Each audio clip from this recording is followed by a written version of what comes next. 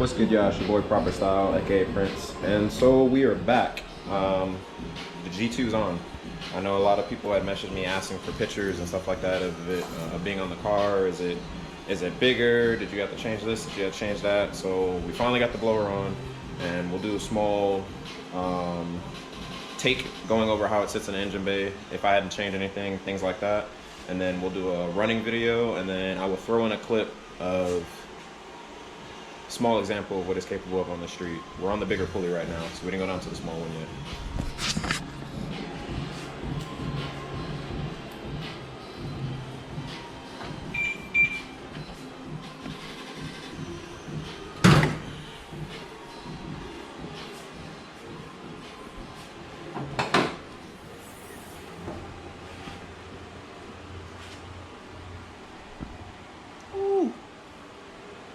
So, size comparison. I know a lot of people expect to be a visual difference between the Vortec V3 and the G2 or G1, so on and so forth. There is not a external size difference. There might be for the G3, but there is not for the G2. The difference of the G2 versus the G1 is the actual turbine on the inside, or not turbine, the compressor.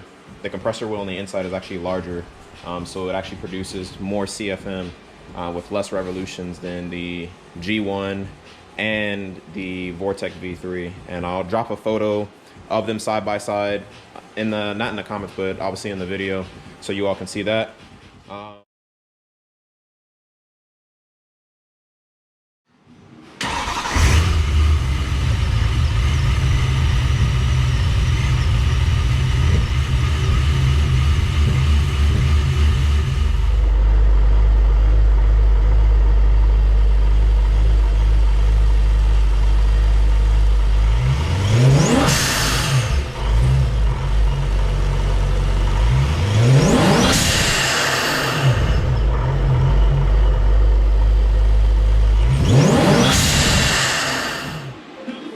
So those are two videos. Startup, that was cold start. That is a 85 cold start, which obviously is a little bit better today. It's like 90 degrees outside. A couple of revs, that was revving to about 7,500 RPM. I don't obviously go any higher than that because I don't let the car warm up long enough. But so, again, back to the reasons why we switched over to the G2 in the first place. The Vortec V3, while obviously more than capable blower, I was having to spin the blower at a higher RPM to, I guess you could say, reach the boost that I wanted to. The S65 has a very high turnover rate, so it took a lot of revolutions to reach the boost I was trying to target and to get the car to do what I wanted. End result, the blower was having to work harder than it necessarily needed to, and I was running it basically either at the edge of its peak efficiency or over its efficiency for this car. So after speaking with AJ from ESS, we realized the G1 was not going to be a fit for what I was doing, and that the G2 would be the next step. So the big difference is on the Vortec V3, I was running a 3.1 pulley. Most people saw my 6130 that I previously posted. That was I believe a 6.83. That was full interior, on 19s, R888s, no weight taken out of the car, 3/4 tank of gas. We're in Texas, and I'm in Killeen, so we don't have the best DA. DA was, I think, around 1,000 or 600, somewhere in between them. Maybe we'll say if I got negative DA, I probably could have touched like maybe a mid 6 or something of the sort. But I never got a chance to do one on the 3.1. The car obviously was faster. I did have more traction issues moving to 3.1, but I noticed in normal driving while cruising that my IATs were as high as 30 degrees over ambient. Now there's a couple things you can obviously do to try to mitigate that. I could have bought a bigger heat exchanger. I do have an ice tank in the car, which kind of is a hit or miss thing. Having a larger capacity means that I can keep the water cooler longer, but once the water is at a temp, it stays at the temp. It's harder to bring the temperature down. So anyways, 30 degrees over ambient, which if anyone is familiar with tuning on a S65, they're very sensitive to air intake temps. And so I've done a lot of logs trying to find either perfect conditions or conditions in which that I knew the car would have optimal performance and when it would no longer have it. And what I saw was that if I kept the car under 80 degrees for air intake temp, that I could see max timing target. Once I crept above that, I lost 1 degree before 90 degrees, and at 90 degrees air intake temp and above, I lost 2 degrees of timing. Once the car hit 100 degrees, it lost as much as 4 to 5 degrees of timing.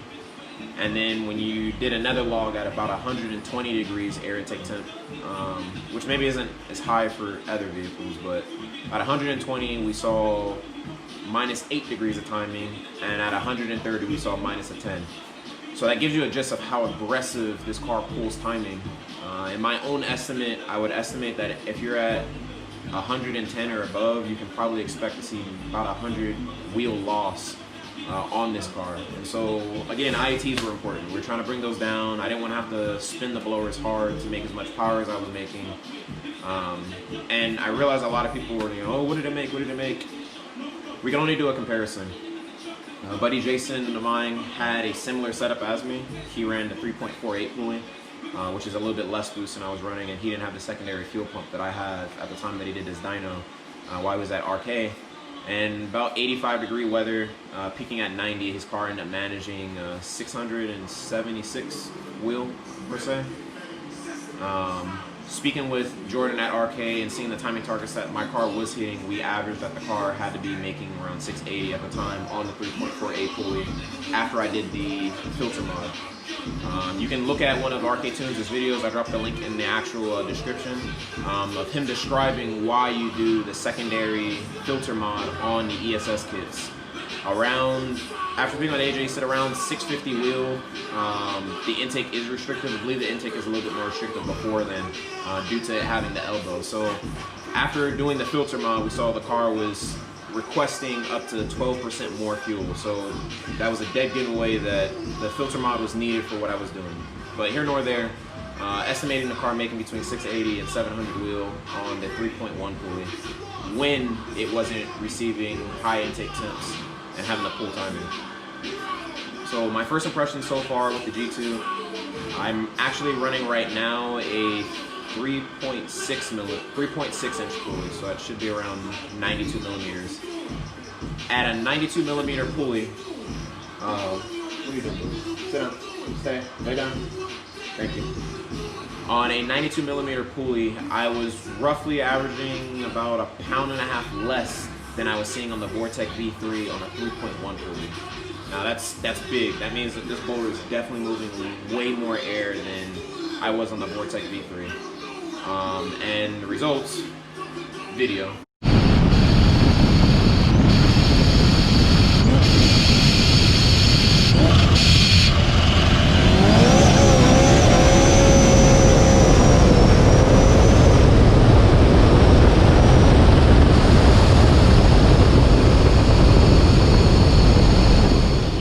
As you can see, it's a bit air manageable on the street doing a power pull. Now what I say when I mean a power pull is a lot of people will do a video and they're punching it from like 40 miles an hour in second gear. I think that's around like 5,200 RPMs or something. So a power pull is around 5,500 RPMs. So it's around a 5,500, 6,000 RPMs is closer to about 50 miles an hour in second gear on this car. And as you can see, you're not putting anything down at that point. So you do really either need a prep surface or better tires. I'm no longer on my 888s just because in the summertime you end up burning through them because of the heat. And if you cycle the tires too many times, then they end up having no traction at all. So we're back on the Pilot 4S's. That video was on Pilot 4S's. So if you planned on racing or planned on trying to get awesome 60-130 times, clearly I don't recommend using that as a tire. Give a try with a Mickey Thompson ET SS or go to the 888. I prefer the 888 due to it being better in weather. You can drive perfectly fine on the 888 in rain, and long as you're using some level of common sense. You probably shouldn't be doing 80 miles an hour on black top in the rain on 888s. Here nor there, car phenomenally accepted the blower. We haven't even changed the tune yet. This is basically me doing logs right now with what I was currently running on the V3. so that we can give a comparison. And what we see right now is comparison from the 3.1 pulley to this 3.6 that I'm running right now, is that the car is pulling off around 8 to 9% of fuel on the high end, but on the low end of the power band, the car is almost dead on. So clearly I'm running a little bit less boost than I was on the V3. The V3 I was peaking around 12 PSI, depending on the temperature. It's 90 degrees outside now, and at 90 degrees I'm still hitting 9 to 10 PSI, if that gives you any inclination of how much more air this blower is moving. So further on the setup, because a lot of people have asked and messaged me after I did post the video. This car is full 85, 1050cc injectors, a Fuel-It add-on pump, and I did the upgrade to the Walboro 525, or referred to as the Hellcat pump. Going off of the logs, when I was on the V3, we saw that fuel pressure seemed to dip to around 60 PSI, sometimes about 59 at the very end of a pull, end of 5th gear. But everywhere else, having this setup, the car saw around between 70 to 80 PSI for fuel pressure, which is more than enough to run the car on E85 with the factory rails, factory lines, so on and so forth. Obviously moving to like a radium setup, which allows you to have a 1-to-1 reference for boost on the regulator, would be more profitable in this case. So I mean, that's basically it.